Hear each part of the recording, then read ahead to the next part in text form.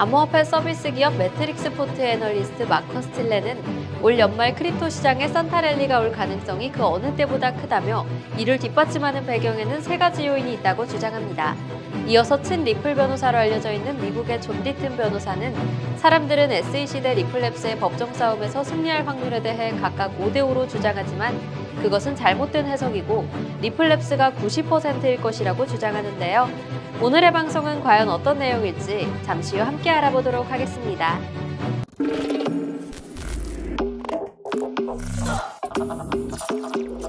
This is where we train. This is where we grow. 시청자 여러분 안녕하세요. 더스페이스의 김유라입니다. 시청하시기에 앞서 좋아요와 구독, 알림 설정을 해두시면 보다 나은 콘텐츠들로 자주 찾아뵐 것을 약속드립니다.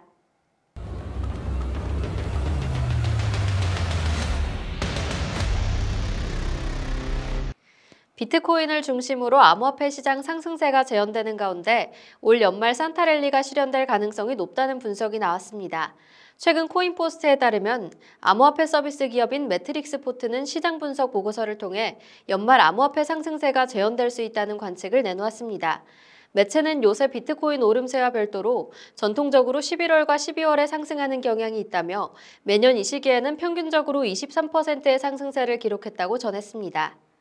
보고서 작성을 주도한 매트릭스 포트 애널리스트 마커 스틸레는 연말 산타랠리를 예측하는 배경에는 크게 세 가지 요인이 있다면서 금리 인상 억제가 가장 큰 요인이며 미국 국채 발행이 늘면서 국채 금리가 하락하고 있고 여기에 미국 연준의 금리 인상 기조도 무뎌지고 있다.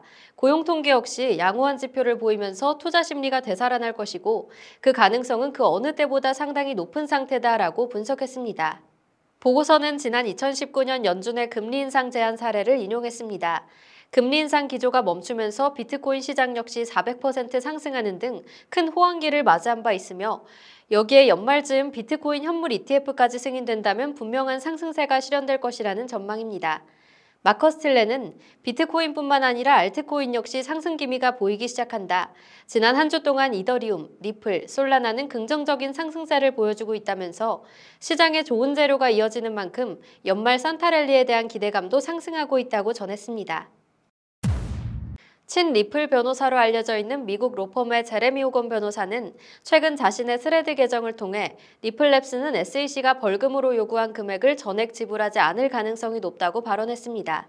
그는 최근 SEC 판례와 리플 판매에 대한 판례를 고려할 때 리플랩스의 벌금은 리플의 규관 판매액이 아닌 리플사의 순이익금 그리고 SEC의 규제 관할을 고려한 금액이 될 것이다 라며 리플의 벌금은 7억 7천만 달러 이하일 것이라고 설명했습니다.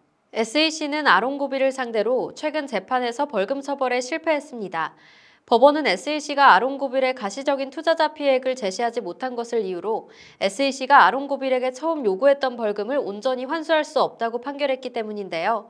명확한 투자자 피해액을 입증하지 못할 시 SEC가 요구한 벌금이 온전히 징수될 수 없다는 판례가 발표된 것입니다. 앞서 지난 7월 토레스 판사는 리플사의 리플 기관 판매에 한해 증권법 위반 혐의를 판결했습니다. 2013년 리플사가 기관들을 상대로 판매한 리플 판매액은 7억 7천만 달러로 전해지는데요. 이를 근거로 SEC가 법원의 판결을 토대로 현재 리플사에게 요구할 수 있는 벌금은 7억 7천만 달러로 추정되었습니다.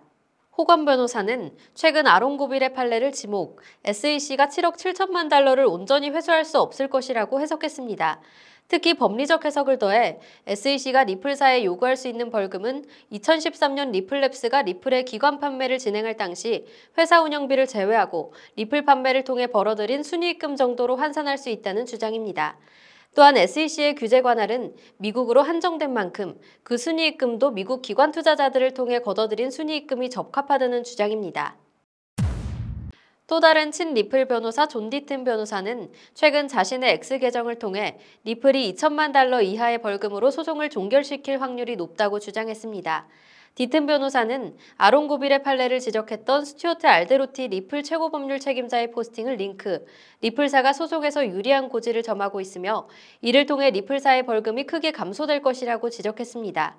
디튼 변호사는 많은 이들이 리플과 SEC 간 소송을 50대 50의 싸움이라고 지적하지만 이는 잘못된 해석이라며 90대 10으로 리플이 앞서고 있는 상황이다라고 주장했습니다.